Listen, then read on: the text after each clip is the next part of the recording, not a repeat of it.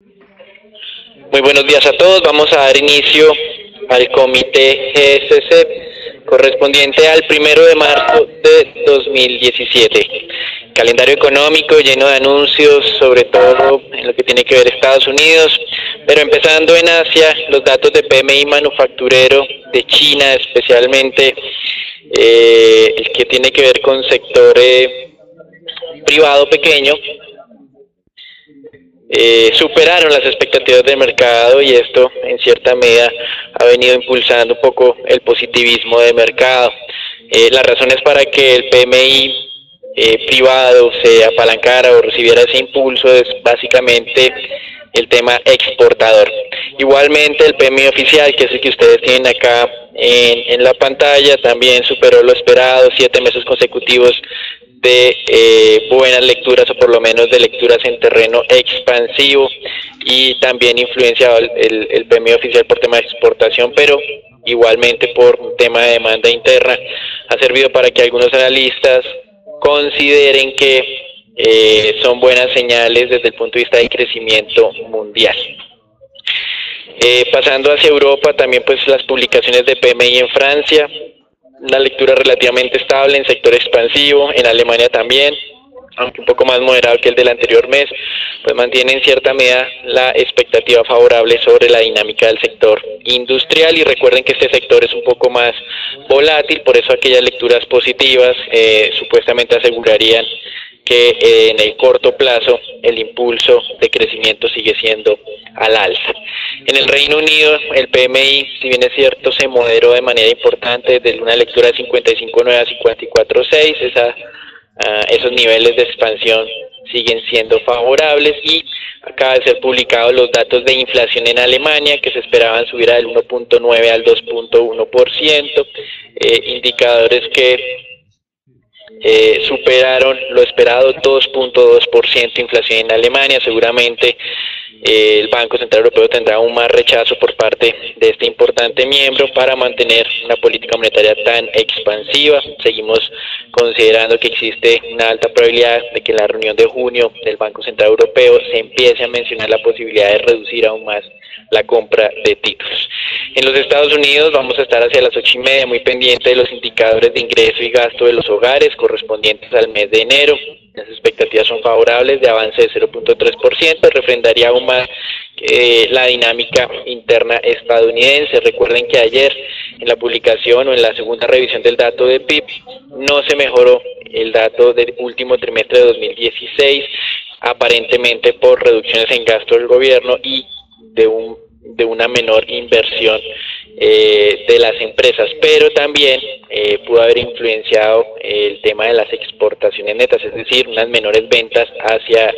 el exterior o unas mayores compras de productos internacionales por parte de los Estados Unidos. Es decir, que el crecimiento de Estados Unidos no está funcionando ni por el gasto del gobierno, ni por la inversión de las empresas, ni por sus relaciones comerciales, sino básicamente por el consumo interno, muy de la mano de estos datos de ingreso y gasto de los hogares. También se espera en Estados Unidos el PMI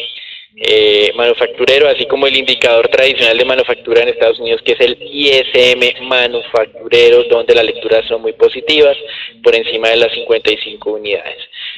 Hoy también, pues como es usual, los datos de inventarios de crudo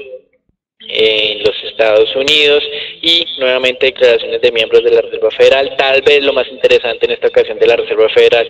más que las declaraciones de los miembros, es la publicación del Beige Book, que será el documento comprensivo que tendrá la Reserva Federal para analizar a mediados del mes de marzo. Más adelante vamos a adelantar algunas declaraciones de miembros de la Reserva Federal del día de ayer. Y en América Latina algunos temas,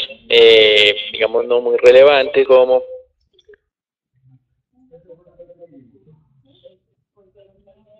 el de en América Latina, como las minutas del Banco Central de Chile, y la inflación en Perú, que de manera puntual la inflación en Perú es básicamente de 3.25%, alineado con lo que estaba esperando el mercado.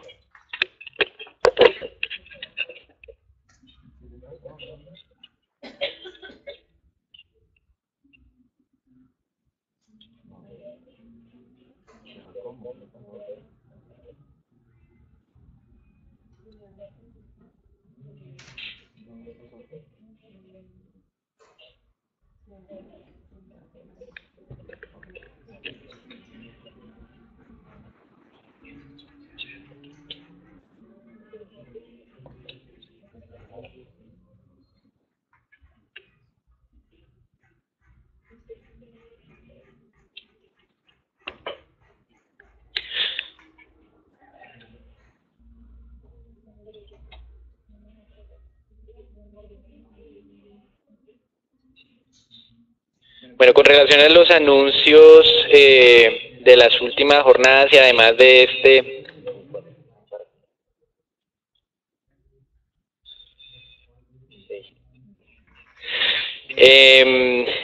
en Estados Unidos, pues sin duda todo el foco estaba simplemente concentrado en lo que era el discurso del Estado de la Unión. La conclusión general en este discurso es que no se brindó detalles adicionales como el día de ayer se estaba especulando, pero desde el punto de vista de confrontación que estaba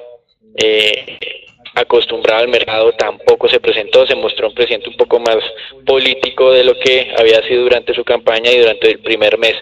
de la administración, y aparentemente no ha molestado para nada la ausencia de detalles por parte de la administración de Donald Trump. El primer punto que queremos destacar es básicamente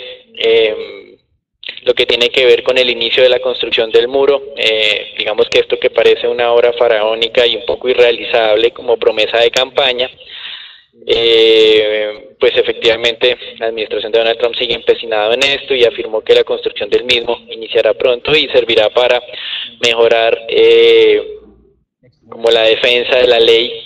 y garantizar una mejor seguridad interna en los Estados Unidos y de alguna manera atacar los problemas del narcotráfico o moderar esa influencia. El segundo punto importante de este discurso tiene que ver con el frente migratorio.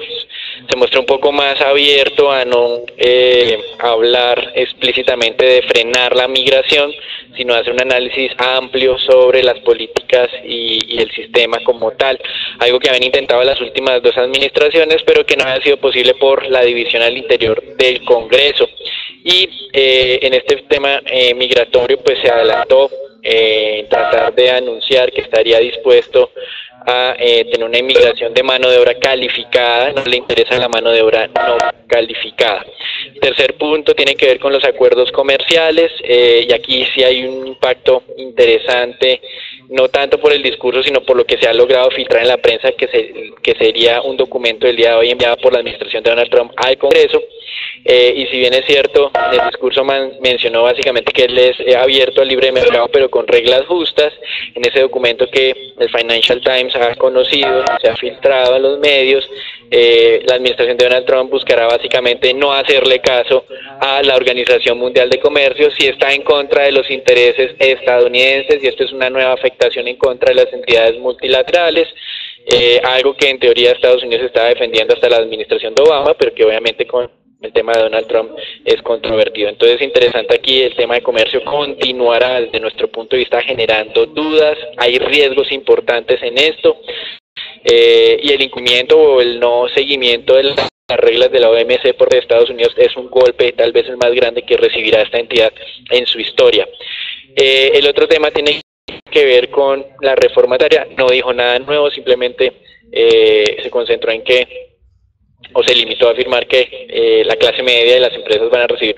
una reducción de su carga tributaria, y en el plan de infraestructura tampoco dijo nada nuevo, refrendó sus referencias previas, como son básicamente un plan de infraestructura por $1 trillón. Y en el quinto punto reiteró la necesidad de reformar el sistema de salud. Recuerden una de sus primeras promesas de campaña, el Obamacare, pero esto básicamente tiene incluso algunos problemas dentro del Partido Republicano, donde pues hay divisiones al interior de este partido para tramitar esta reforma al sistema de salud, y Básicamente lo que hemos entendido en las últimas jornadas es que esta es la prioridad. Si no hay avance en Obamacare, se nos va a retrasar todos los planes de gobierno. Por eso no entendemos por qué el mercado hoy, si estuviera negociando en terreno positivo, lo está haciendo con base en ese discurso del Estado de la Unión, cuando vemos grandes riesgos desde el punto de vista de implementación de políticas. Entonces, esto se podría evitar siempre y cuando el Obamacare quede en un segundo plano y se hagan otras iniciativas prioritarias como la reforma tributaria, pero lo que se mencionó el fin de semana es que primero tenía que ir esta reforma. Algo que no se mencionó durante el discurso tiene que ver con la reforma o la reducción de la regulación del sistema financiero. Esto quedó en el ente entero y era una de las razones por las cuales ayer supuestamente también el sector financiero debería haber tenido una buena dinámica. Desde el punto de vista de pronunciamientos de miembros de la Reserva Federal, 3 importantes declaraciones. El primero de ellos, gobernador de la Reserva de Nueva York, tal vez el más importante dentro de los diferentes distritos, teniendo en cuenta que siempre tiene voz y voto y es la entidad a través de la cual se hacen las compras y ventas de títulos por parte del Tesoro. Y este gobernador, William Dudley, dijo que cada vez había argumentos más convincentes para incrementar nuevamente la tasa de referencia. Recuerden que estamos a solo 2 semanas de la siguiente reunión. El gobernador de San Francisco, quien no tiene voto en este momento, pero se considera muy cercano a la presidenta de la Reserva Federal, dice que no hay razones para retrasar el incremento de tasa y que obviamente en marzo se tiene que dar la discusión sobre esto, y entonces estos 2 gobernadores continuaron generando expectativas al alza del posible incremento de tasa en marzo. Recuerden que hace 2 comités presentábamos las posiciones de los principales creadores de mercado en Estados Unidos, donde no esperaban ajuste en marzo sino hasta junio. Patrick Harker de Filadelfia reiteró que son 3 incrementos para este año, y tal vez lo más interesante vino por cuenta del gobernador de la Reserva de San Luis, James Bullard, que se ha unido a Lockhart, un halcón dentro de la Reserva Federal, y empezó a mencionar que hay que ambientar la discusión de la Reserva Federal para empezar a reducir el balance de la Reserva Federal, es decir, esos 4.4 trillones de dólares que tiene actualmente la Reserva Federal en portafolio. Lockhart ya había dicho la semana pasada que debería buscarse un objetivo entre 1.5 y 2 trillones de dólares como meta para ese portafolio, y algunas entidades importantes en Estados Unidos mencionaban que esto solo va a empezarse a hacer efectivo a partir del 2018, por lo tanto cualquier adelanto de esta expectativa también podría tener implicaciones en el mercado, no solamente los incrementos de tasas, sino la posibilidad de reducir el tamaño del balance de la Reserva Federal. Con relación a datos de PIB en Estados Unidos ayer, ya lo mencionamos, la revisión provino básicamente en el consumo, que compensó el debilitamiento del gasto del gobierno, inversión y sector externo. En América Latina, la inflación de Perú, como mencionábamos, subió un poco, en línea con lo esperado, y el día de ayer renuncia a directivos de la importante constructora peruana Graña Montero. Sirvió para que la acción recuperara parte del terreno perdido. En las últimas jornadas ha perdido el 50% de su valor de mercado, pero con la decisión de ayer recuperó el 10%. En Colombia, sorpresa nuevamente en designación del nuevo codirector o del nuevo miembro del Banco de la República, de la Junta, el economista reconocido José Antonio Campo, que ya había estado durante la década de los 90 en varias posiciones ministeriales, fue designado como el nuevo codirector. La posición de Ocampo no es tan ortodoxa, ha criticado al Banco de la República en numerosas ocasiones en temas de su manejo de tipo de cambio. Es un economista que considera que es posible influir más en este mercado de lo que la ortodoxia sugiere, y por eso pues es un poco sorpresivo su designación, no porque no tengan las credenciales, sino por su posición un poco más heterodoxa. Varios economistas han sido consultados hasta el momento sobre las virtudes de esta designación. Rudolf Holmes manifestó que podría ser básicamente esa voz contradictoria que es útil al interior de la Junta para la toma de decisiones, pero sin duda es un tema un poco controversial. Con relación a temas corporativos, y muy interesante ya la oficialización de la pugna al interior de los 2 principales accionistas de Avianca. Hasta el momento solo eran rumores de mercado, de prensa. La familia Criete, que a través del fondo Kingsland es el segundo mayor accionista de Avianca con una participación superior al 20%, ha entablado una demanda en contra de la empresa y en contra del principal accionista del grupo Synergy por considerar que ese acuerdo con United lesiona a los inversionistas minoritarios, ve un alto riesgo incluso de que United quede con el control de Avianca pagando un precio bajo si el grupo Synergy no es capaz de honrar las obligaciones que estaría adquiriendo con United, y por eso quiere tumbar esta negociación que se dio hace cerca de un mes. Considera también que Synergy no dio toda la información al comité que estaba analizando las propuestas de los diferentes interesados en tener una participación en Avianca, y que esto pues obviamente era una evidencia más de que las cosas no habían sido llevadas de una buena manera. Por su parte, Germán Efromovich, presidente del grupo Synergy, considera que era esperable esto y no se muestra muy preocupado sobre las implicaciones que podría tener esta demanda. De manera paralela, Avianca publicó sus resultados financieros del último trimestre del 2016, donde se mantuvo en cierta medida esa evolución mejor que en el año 2015, mejorando márgenes operativos, alcanzando un EBITDA de casi 880 millones de dólares, superior también al del 2015, y reduciendo el apalancamiento de la compañía de un indicador de 6.8 a 6 veces. En el frente corporativo también interesante ver el día de ayer colocación de bonos de Empresa Energía Bogotá con una demanda que superó 2 veces la oferta, y Standard & Poor's, es decir, PRC, decidió mantener la calificación de Juriscope, pero asignar perspectiva negativa a este emisor. Con relación pues a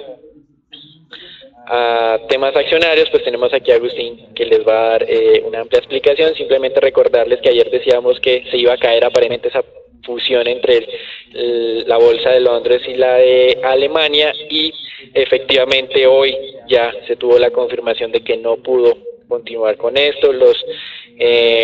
directivos británicos tampoco estaban muy contentos con la posibilidad de pasar la sede principal del mercado hacia Frankfurt, y esto también fue un indicador adicional o un evento adicional que jugó en contra de esta fusión. Eso es todo por ahora, los dejamos con Agustín. Como podemos observar en el mapa de variación del mercado accionario, esta mañana vemos un tono principalmente verde, donde desde Asia hasta Europa las bolsas están avanzando de manera positiva. Vale la pena destacar que de manera preliminar, después de darse a conocer ese dato del PMI en China, que ha venido avanzando desde marzo del año anterior sobre los 48 puntos hasta los 51,60, realmente este es el número que está jalonando e impulsando mejor las bolsas a nivel global. Como ustedes pueden ver en la parte superior, también el buen desempeño de ese PMI de Alemania que está avanzando sobre los 56,80, y los datos de empleo pues estaban favoreciendo que los inversionistas estuvieran tomando algo de posiciones largas en las diferentes acciones a nivel global. De hecho, después de ver los avances significativos o los avances, más relevantes que están presentando las acciones esta mañana, pues vale la pena destacar el buen desempeño que están presentando las acciones del sector financiero nuevamente, y las acciones del sector de materias primas. El índice Stock 600, que es el índice que está compuesto por las 600 compañías más grandes negociadas en Europa, pues ustedes pueden ver, gana más de un 1,5% esta mañana. El índice también está acompañado de nuestro indicador de tendencia, que señaló desde la jornada anterior un cambio potencialmente estructural, favoreciendo las posiciones al alza. De la misma manera, estamos observando cómo en Estados Unidos los futuros avanzan de manera positiva. El índice Standard & Poor's, o el futuro del índice Standard & Poor's, ya está tratando de alcanzar la zona de los 2.380 puntos. Les recuerdo que la tendencia estructural fue anunciada desde el pasado mes de noviembre, como lo podemos observar en la gráfica, y de manera puntual pues tenemos a la fecha un potencial indicador de corrección de esa tendencia estructural al alza. Sin embargo, lo que podríamos observar en las próximas jornadas lo que tiene que ver con este índice de Standard & Poor's, podría ser la búsqueda de la zona de los 2.400 puntos. También relevante observar que en el índice Dow Jones estamos viendo un tono positivo y la zona de los 2.100 puntos podría ser visitada durante esta jornada. A la fecha, pues ya estamos terminando con la entrega de resultados en Estados Unidos. 482 compañías que componen el índice Standard & Poor's pues han entregado resultados. Simplemente destacar que el desempeño actual fue un poco bajo comparado al desempeño anterior o del trimestre anterior. Solamente 72% de las compañías ha entregado resultados sorpresivos mejores a los que esperaban los analistas de manera previa.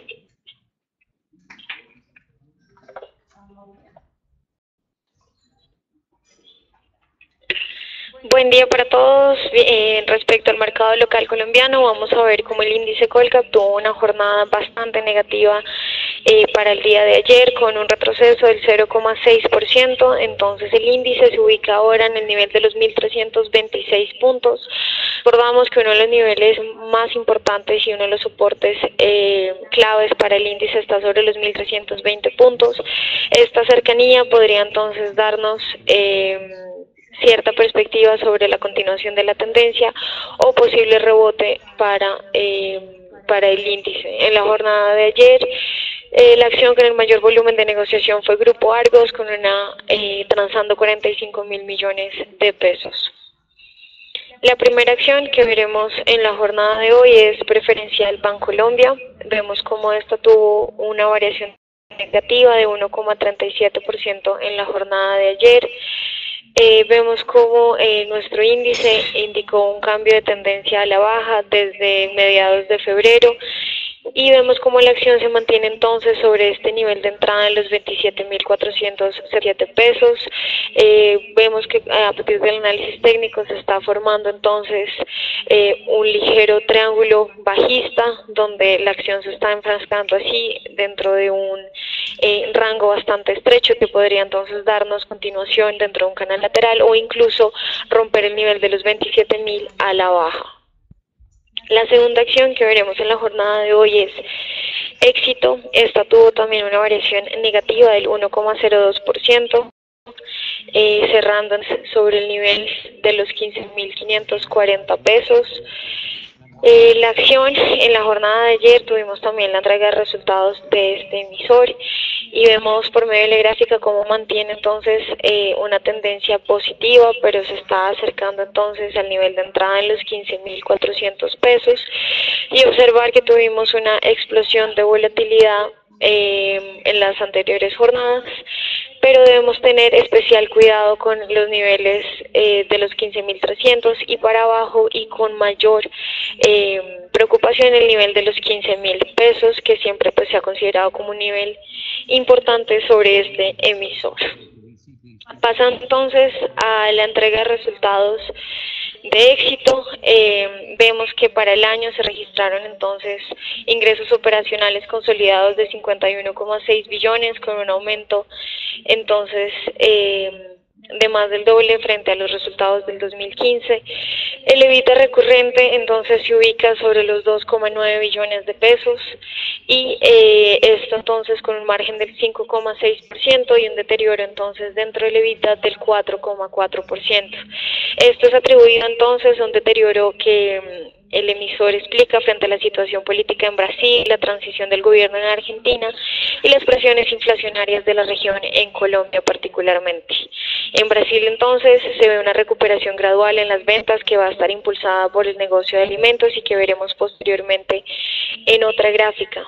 La utilidad neta para el año fue de tan solo 43.528 millones de pesos, con un deterioro entonces del 92,4%.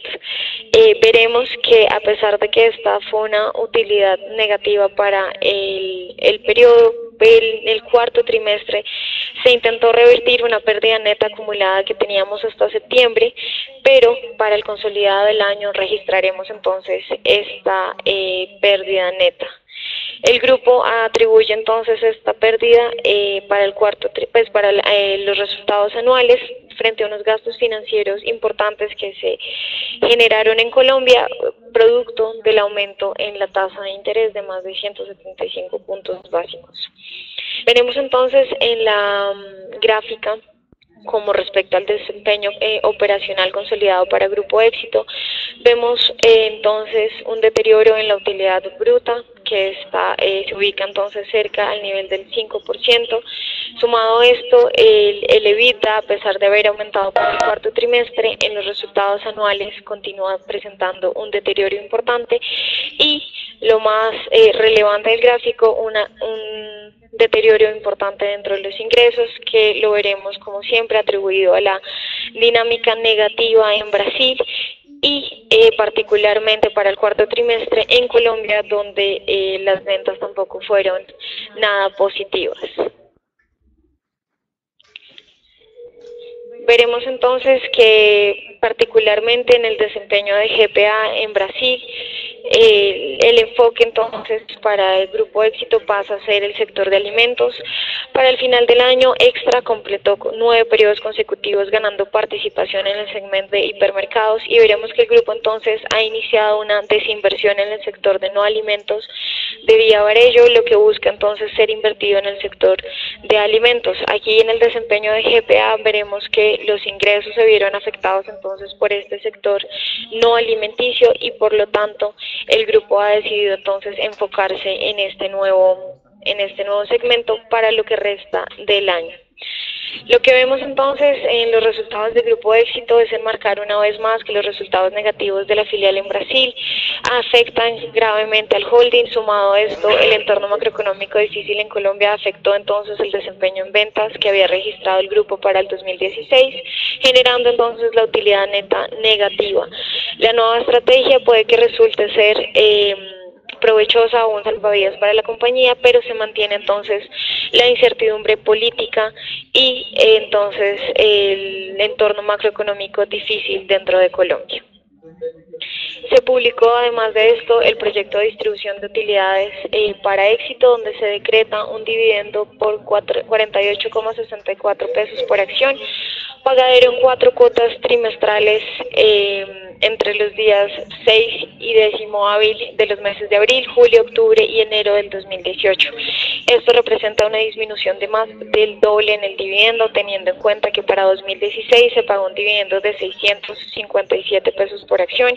y ahora está reducido a tan solo 48 pesos. La rentabilidad del dividendo con el precio actual de la acción sería del 0,31%.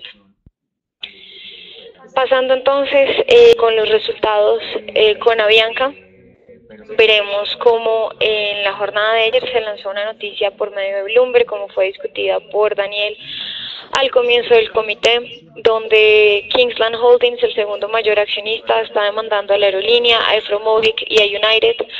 abogando que se hizo una negociación secreta por el préstamo de $800 millones y una asociación estratégica. La idea y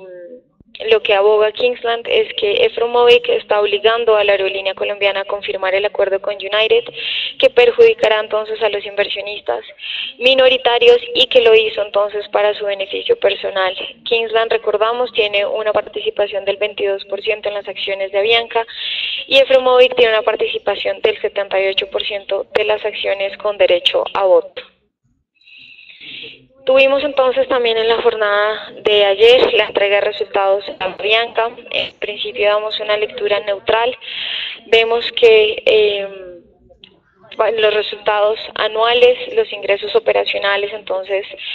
tuvieron un deterioro del 5,1%, esto dado no solamente por los ingresos en carga que tradicionalmente afectan fuertemente los ingresos consolidados, sino que veremos también un deterioro entonces en ingresos por pasajeros que será atribuido para el primer semestre del 2016. En el segundo semestre el factor de ocupación aumenta y los ingresos por pasajeros aumentaron, pero se vieron deteriorados entonces por este primer semestre que afectó los ingresos para el año. El EBITDA vamos a ver que tuvo también un deterioro del 9% para el año y la utilidad neta de la controladora aumentó más del doble, pero esto digamos que está explicado porque en 2015 la empresa comenzó a realizar las alianzas estratégicas, compra en activos, y por eso tuvo esa utilidad neta negativa, pero para 2016 el panorama mejora claramente por un beneficio en diferencia en cambio, que lo veremos en el segmento no operacional, bajando más del doble, y a su vez por el segundo semestre, que generó bastantes ingresos operacionales. Como lo veremos entonces en la gráfica, la utilidad neta sufrió un leve deterioro, pero se mantiene. Entonces el margen EBITDA se redujo para el cuarto trimestre, pero como vimos en el panorama anual se mantiene, y la utilidad operacional entonces se mantiene inalterada para el último trimestre del año. Finalmente, queremos hacer un análisis dentro de la parte de ingresos tanto por cantidad como por precio. Veremos entonces que para cuarto trimestre el factor de ocupación aumenta levemente, pero se mantiene dentro del nivel de los 80%. Esto es entonces a un comportamiento estacional que hemos observado siempre en Avianca para los últimos 2 trimestres, pero que para el anual veremos que afectó fuertemente los ingresos operacionales. Y finalmente, por parte del precio, el yield continúa entonces el deterioro que fue iniciado desde 2014, ubicándose en el 8,6. Vemos que los CASC van a estar en aumento, y se registra un aumento para el cuarto trimestre, dado por un aumento en los precios de combustibles, y que afectaría entonces el yield para el año. Damos entonces una lectura neutral, dado que se ve una mejora en términos anuales de utilidad neta, producto de menores costos, pero continúa entonces un panorama difícil que puede estar presionando los precios y la estrategia de expansión. Finalmente se publicó el proyecto de distribución de utilidades de Grupo Sura, donde se propone entonces pagar un dividendo de 1.698 pesos por acción, pagadero en 3 cuotas iguales el 17 de abril, julio y octubre. Bien, lo que tiene que ver con el mercado mundial de monedas, simplemente destacar el buen desempeño que está presentando el dólar en la jornada de hoy contra las principales divisas. Como podemos ver, un avance significativo en las monedas emergentes. Este avance pues está directamente ligado con ese dato de PMI que está favoreciendo el desempeño de las materias primas esta mañana. En lo que tiene que ver con el mercado o con el desempeño para el dólar durante la jornada de hoy, pues simplemente destacar que continúa esa tendencia alcista que fue anunciada por nuestro indicador desde el pasado 27 de febrero. Para el día de hoy pues ya vemos el tipo de cambio operando sobre la zona de los 2.940, lejos de la zona de entrada libre de riesgo sobre los 2.900 pesos, y también de la zona de trailing stop sobre los 2.898 pesos para el día de hoy. Entonces no descartaríamos, después de la publicación de inventario de crudo en Estados Unidos, algo de volatilidad adicional en el precio del crudo, incluso si el mismo continuará evolucionando de manera favorable. Podríamos ver entonces aquí una reacción positiva en el peso colombiano. Lo que tiene que ver con el mercado mundial de crudo, pues simplemente tener presente que la tendencia favorable que fue anunciada desde el pasado mes de febrero pues continúa impulsando los precios del crudo. La zona de riesgo, que está sobre los 53,50, digamos, continúa siendo respetada por el precio del WTI. Para el día de hoy, como es tradicional, se va a dar a conocer el dato de inventario de crudos, o el dato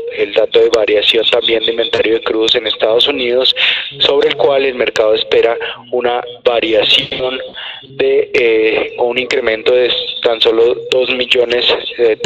de barriles. Importante acá tener presente que datos previos publicados por el Instituto Americano de Petróleo habían indicado que muy seguramente este dato estimado por los inversionistas podría ser el mismo publicado por Estados Unidos el día de hoy. Entonces nuestra expectativa se ubica sobre los 2 millones de barriles, ligeramente por debajo de la expectativa de los diferentes inversionistas. Agustín, con relación al mercado de renta fija, seguimos viendo presiones al alza, indicadores de PMI, por ejemplo, También tuvimos hace un momento cifras de ingresos y gastos de Estados Unidos, probabilidades de incremento de tasas con las declaraciones de miembros de la Fed ya al 80%, por lo menos a través de instrumentos de mercado para lo que sería la reunión dentro de 2 semanas. Como ustedes pueden ver aquí, hace una semana estábamos al 25% de probabilidad y ahora ya vamos al 80%. En los datos que acaban de ser anunciados, el PCE en Estados Unidos, si bien es cierto, no alcanzó niveles del 2.1%, alcanzó niveles del 1.9%, y los indicadores de ingreso y gasto personal, el de ingreso subió más de lo esperado, el de gasto un poco menos, pero en términos generales la visión sobre la dinámica interna sigue siendo muy favorable. Eso es todo por ahora, los dejamos con Philip.